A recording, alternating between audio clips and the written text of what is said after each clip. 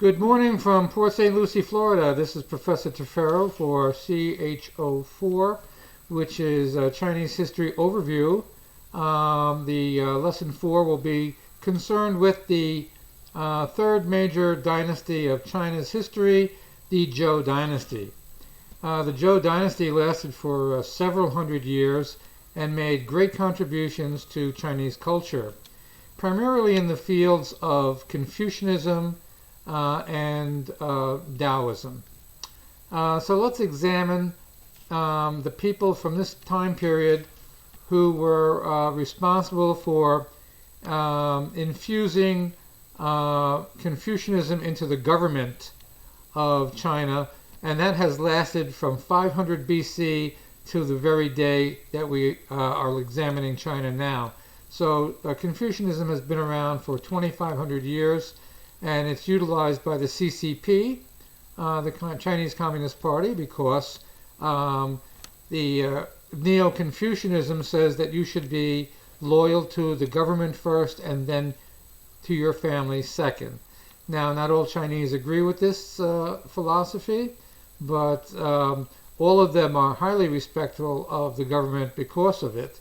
Confucius made it very clear that even if you didn't believe in the series of importance, you should still be extremely loyal to the government.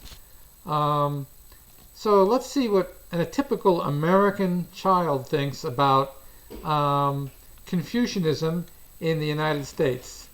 Let's see. Typical American child. Can I ask you a question? Yes? Come on camera, there's plenty of room. You're a typical American child, aren't you? Yeah? What? Okay. I'm going over Confucianism here in the Chinese universities, and they say that Confucianism for Chinese people makes them put their government ahead of their families. But a lot of millions of Chinese families put themselves ahead of the Chinese government. So, as a typical American child, would you put the government first or your family first? I'd put my family first. I don't think government. Okay. Thank you very much for your answer. Goodbye. Goodbye. So, as you can see from the typical American child, puts their family first before they put the government in the first position. And this is fairly typical of all American families, or the vast majority of American families. And I suspect very highly it's also very typical of most Chinese families. So while Confucianism is very popular for the CCP, because it makes people respect the government, and that counts for a lot as well. The CCP employs hundreds of Confucian institutes throughout China and throughout the world at leading universities, and the Confucian institutes generally show this type of philosophy to the rest of the world. The other major philosopher that developed during this time period of the Zhou Dynasty was Lao Tzu. And Lao Tzu was the foremost philosophical Taoist monk among Chinese religious leaders and philosophical leaders. Lao Tzu did not believe in a god or churches or priests or leaders of the church. He didn't even believe in scriptures or any messages. He said that you will find the truth by yourself. Nobody can teach you the truth. They can point the way to the truth, possibly, or they can maybe help you find the truth, but every single individual, according to Lao Tzu, had to find the truth for him or herself, and there's no other way to find out the truth except by yourself. So that's basically one of the leading tenets of Taoist philosophy, which originated in ancient India in the Upanishads. And in the Upanishads, you had two major areas that related to Taoism. That was Dharma and Mokla. And Mokla said you had to be the middle of the wheel, the center of the wheel. Don't go too far to the left. Don't go too far to the right. Don't be too extreme. Avoid extremes. Try to be in the middle and to understand the